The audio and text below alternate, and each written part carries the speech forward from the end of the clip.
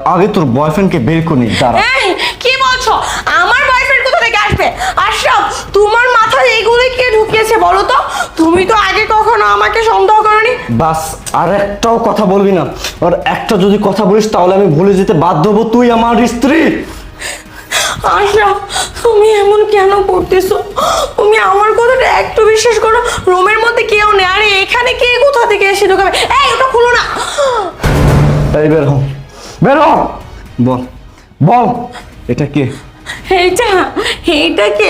এই ছেলে, সত্যি করে বলতো কে? বাস, আর একটাও কথা বলি না। একটা মিথ্যা কথা ভালো করে বলতে পারিস না।